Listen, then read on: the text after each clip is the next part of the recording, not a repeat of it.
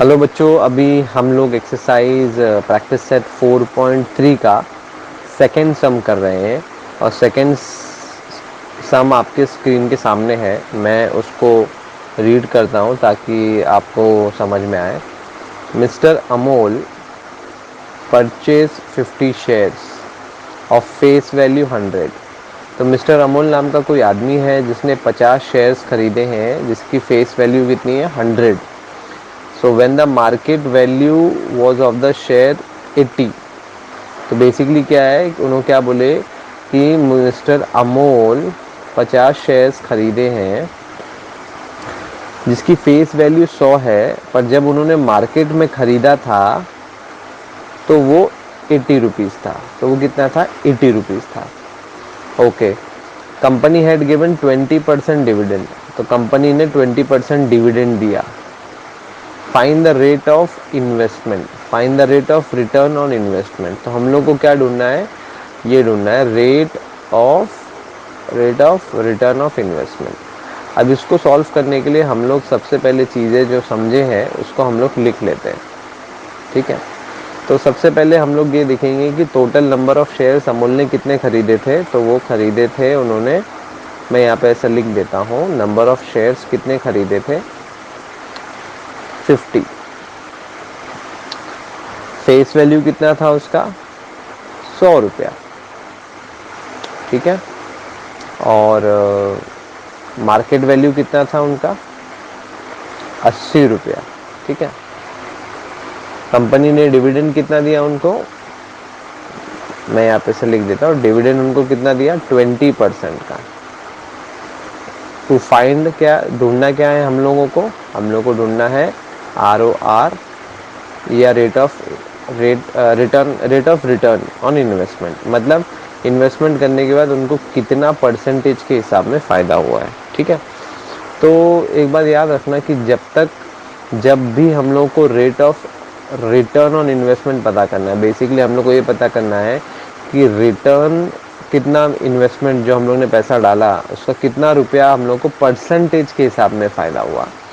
तो उसके लिए हम लोग को सबसे पहले कितना इन्वेस्टमेंट किए हैं ये पता करना बहुत ज़रूरी है। तो हम लोग सबसे पहले निकालेंगे कि इन्वेस्टमेंट कितना हुआ है। ठीक है, तो ये सम का गिवन था, मैं इसी के अंदर साइड में आपको दिखाता हूँ कि इन्वेस्टमेंट कितना हुआ है। नाउ टोटल इन्वेस्टमेंट कितना हुआ है, तो मैं यहाँ पे लिख देता हूँ टोटल इन्वेस्टमेंट कितना हुआ है। ठीक है, तो हम लोग टोटल इन्वेस्टमेंट में देखेंगे कि मैंने जो अमूल ने कितने शेयर्स खरीदे थे, 50 शेयर्स खरीदे थे। कितने रुपए के थे एक शेयर, 80 रुपए के। तो मैं क्या करूँगा, 50 शेयर्स जो नंबर ऑफ शेयर है उसको जो मार्केट वैल्यू है उससे मल्टीप्लाई कर दूंगा। तो इनको मल्टीप्लाई करने के बाद मेरे पास आता है 8 5 40 और 2 0 तो 4000।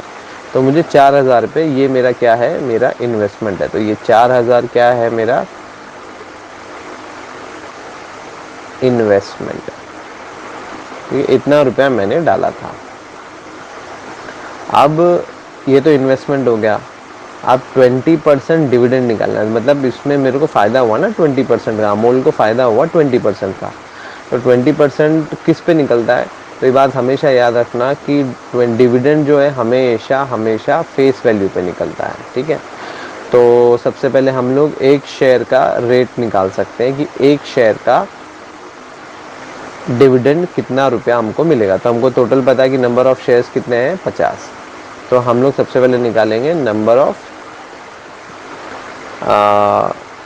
20% डिविडेंड एक शेयर के ऊपर। तो एक शेयर कितने का था, फेस वैल्यू कितना था उसका 100 रुपया। तो 100 रुपया उसका एक शेयर का वैल्यू था, उसका 20% हमको निकाला था। 20% का मतलब होता है 20 डिवाइडेड बाय 100।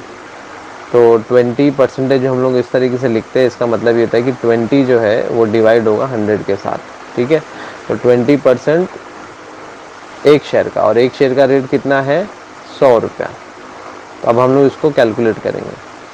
तो ये ज़ीरो कट, ये ज़ीरो कट, ये ज़ीरो कट, ये ज़ीरो कट, तो ये हट गया, ये 1 है तो ये 1 रहेगा, नीचे भी 1 है, बचा गया सिर्फ 20 रुपीज़।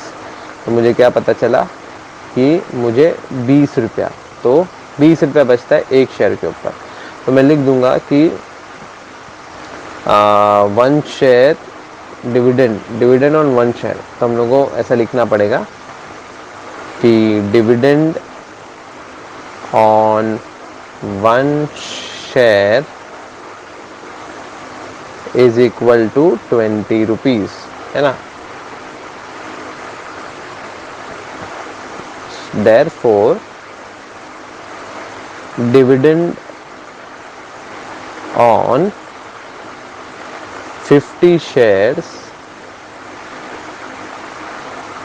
will be, कितना होगा, 50 शेयर्स का करना है तो 20 मल्टीप्लाई बाय 50, है ना।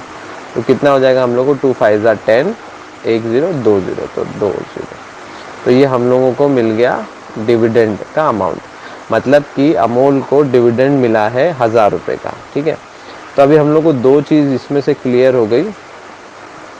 क्या चीज़ क्लियर हुई कि एक तो हमारा इन्वेस्टमेंट 4000 रुपया है, और हम लोग को जो प्रॉफिट मिला है डिविडेंड के तौर पे वो कितना मिला हुआ है, 1000 रुपया।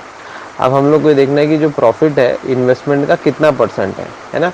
जैसे हम लोग स्कूल में निकालते हैं कि जब हम लोग परसेंटेज निकालते हैं अपने एग्ज़ाम का, तो हम लोग क्या देखते हैं, टोटल हमेशा हम लोग टोटल मार्क्स हमेशा नीचे रहता है। जैसे अगर मान लो आपको 100 मार्क्स का पेपर है तो 100 हमेशा ऐसा नीचे लिखा रहता है, और ऊपर आपको मार्क्स मिल लेते हैं ऐसे, तो 40, तो 100 आउट ऑफ 40। उसी तरीके से देखते हैं कि नीचे हम लोग को हमेशा टोटल लिखना पड़ता है, तो उसी तरीके से हम लोग इसका परसेंटेज निकालेंगे प्रॉफिट का।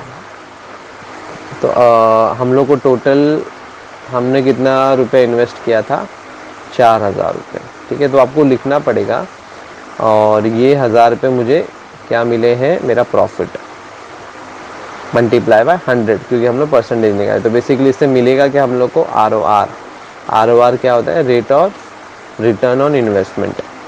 तो इसमें ये 3 0 कट हो जाएंगे, ये 3 0 कट हो जाएंगे। 100 जो है वो 4 से डिवाइड होगा, तो 4 1 ज़ा 4, 4 2 ज़ा 8, 2 इधर बच गया तो 20, तो 4 5 ज़ा 20।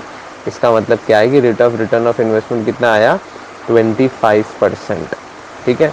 तो ये आपका रिटर्न ऑफ इन्वेस्टमेंट आया है। जब भी आपको आंसर मिल जाए तो उसको हाईलाइट कर देना।